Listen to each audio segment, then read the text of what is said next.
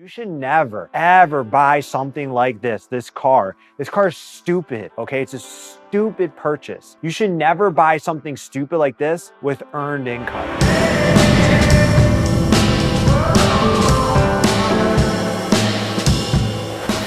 All right, guys, so here's what we're doing now. So what we're doing is we're going to a local car show here. It's called Cars and Coffee. It's actually a really big car show here in Michigan, big meetup. We're doing this for 2 reasons, okay? Well, 3, I guess. Number 1, Saturday, it's nice. We want something to do. But the whole reason I got a car like this was to go out and network and meet people. And write this down. The more hands you shake, the more money you'll make in business. So we're going there to have fun, to meet people, but to meet other entrepreneurs, to meet other people who are out there making money, building businesses, investing their money, and we want to connect with them. You know, your net worth equals your net worth. So we're gonna drive over there. Nick's filming. We're gonna try to meet some people, talk to some people. You know, one of my favorite statements is, rich is loud, wealthy is quiet. This car is freaking loud, okay? It attracts attention. We get a lot of younger kids. Just like when I was a young kid, I was super inspired by cars. We get a lot of young kids who will come up and be like, hey man, how did you get this? It's an opportunity to teach and to educate. I'm a big believer in not hiding your success. You know, so many times people are like, oh, be humble, don't flash. I agree, and I definitely don't flash, but we put what we do out there to inspire others, to teach others, to serve as an example for others. Like for me, if I see someone who's more successful than me, I'm like, shoot, how did they do it? I want to do that. If they can do it, I can do it. So it's kind of like serving an example too and helping other people get there. The more successful you become, the more you want to reach back and help other people. So we're going to go to the event. We'll see who we meet. With that being said, let's go to the event.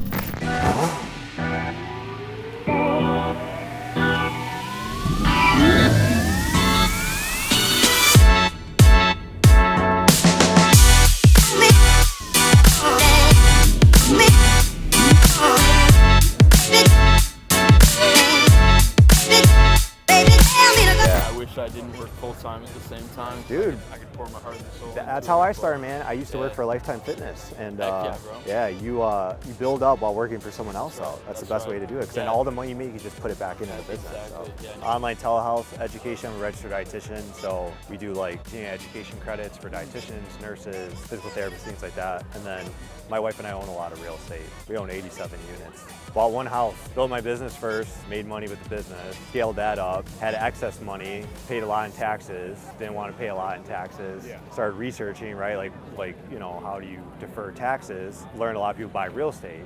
So we bought a house in Royal Oak, late 2019, kind of got hooked with it. First income came in with that, we're like, holy shit. Bought another house, then kind of like the duplex, 4-plex, 7-unit, 8-unit, 12-unit, 16-unit. And like fingers crossed, we're under contract to buy a 56-unit right now. So I worked at Lifetime Fitness, like 100% commission, like sales. I learned how to sell and negotiate and all that. And I started my own business in 2016.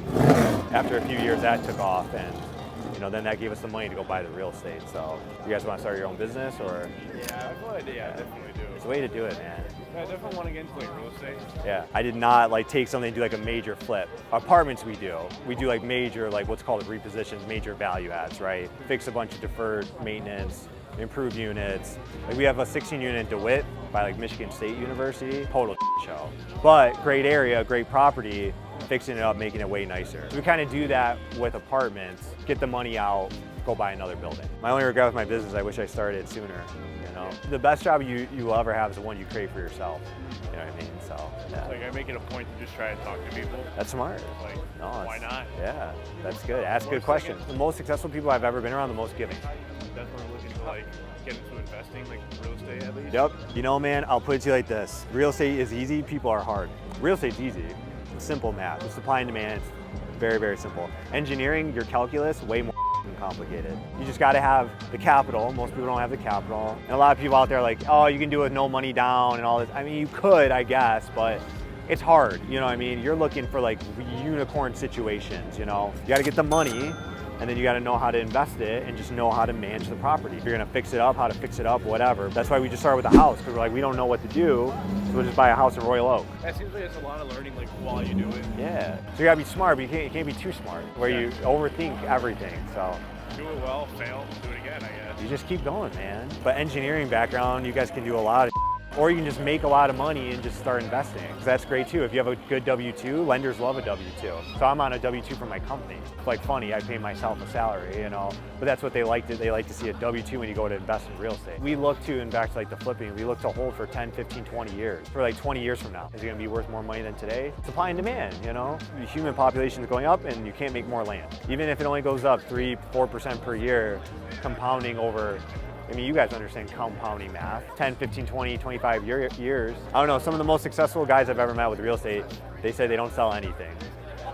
They just hold. That's the thing, you gotta know how to get it and then keep it is the second part. So I'm telling you guys, like, just learn how to make money. That's my first thing in my 20s, how do I make money? I waited way too long to learn how to like invest and multiply money and all that stuff, you know what I mean? How do you determine like how much you're gonna get out of a rental before you buy it? You know, we run the math, and go on my YouTube channel, Tony Stephan, how to run the numbers, free video, how to run the numbers. That's it. I mean, you underwrite it. You create a business plan, especially with apartments, you gotta create a business plan. Single family houses 1 to 4, it's not so much a business. It can be.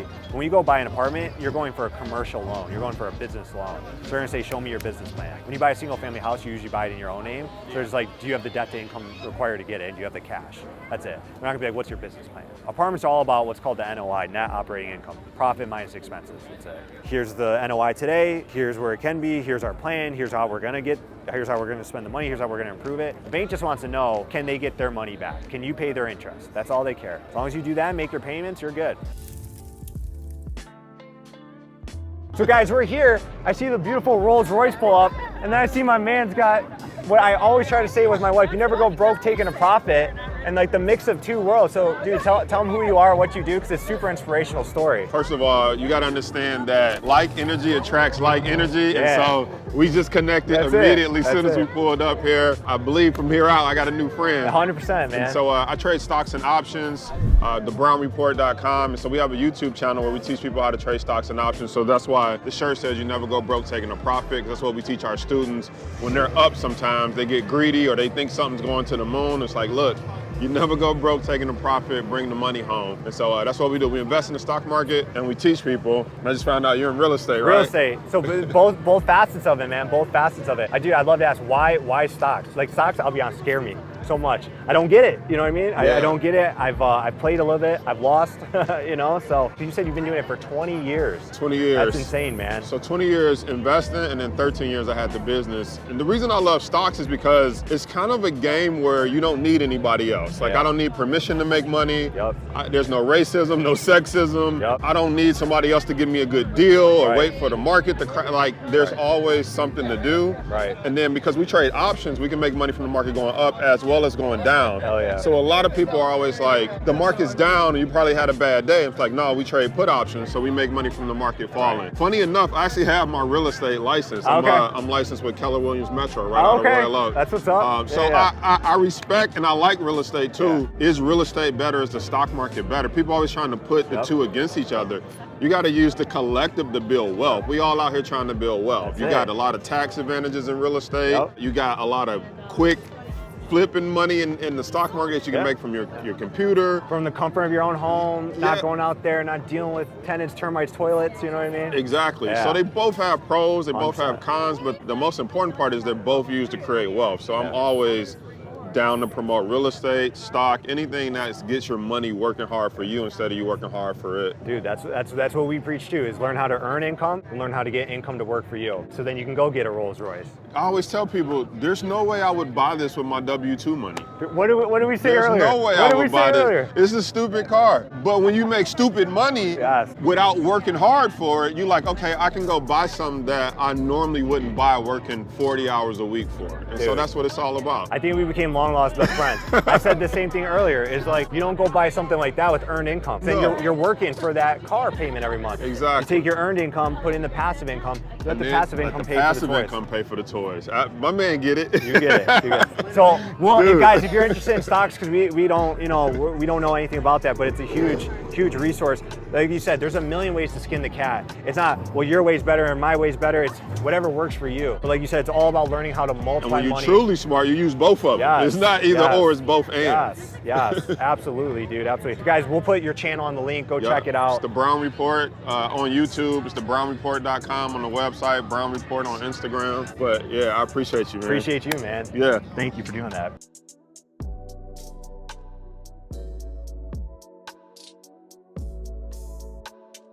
All right, guys, so let's talk about the title of the video to where we said it's all bullshit. And what do we mean by that, okay? Here's what I wanted to do, and Nick and I were talking about this before. I never want to be the person who's like, look at my cars, look at my watch, look at my house, look at what I have. Buy my course, you can get that too. You have to understand, there's a difference between, and what we were talking about with the dude at the event, there's a difference between how the wealthy pay for their liabilities and then how the, I hate to say it, but how the poor and the middle class pay. You should never, ever buy something like this car. This car is stupid, okay? It's a stupid purchase. You should never buy something stupid like this with earned income. What do I mean by that? But it means by me working harder to pay for it, me working more hours. I'll never forget. 2 quick stories. Number 1, when I was a personal trainer, registered dietitian at Lifetime Fitness, I trained a doctor. He was very successful, very wealthy, made a few $100,000 per year. And he had a really nice car. It was a McLaren, so similar to a Lamborghini. And I'm like, how do you pay for it? He's like, I just see a few more patients every day and I'm able to pay for my car. And to me, infinitely, I'm like, that just doesn't make sense though, because what if you get sick? What if you can't work? What if you take a vacation and you can't go see those patients? I'm like, you literally, as a personal trainer, that made a lot of sense as a registered dietitian, right? It's like, we'll just see more clients, work more hours, but there's a finite amount of time. The wealthy learn how to get money to work for them. Every month when our income comes in from our rental properties, from our real estate, we pay the mortgages, we pay the insurance, we pay the taxes, we pay all of the expenses. Then I take a little bit of the money left and I go pay for this. That's how you want to do it. You want to use your earned income to produce passive income, and then you want your passive income to pay for your toys. I would never do this if I was growing my business. When I was growing my business and focused solely on my earned income, building my online coaching business, I thought about getting this car, but I'm like, I will not do that. I have to have fiscal discipline. You have to discipline yourself. If your goal is to get something like this, you have to discipline yourself that I will not use earned income to do that. Because no matter what, if I work,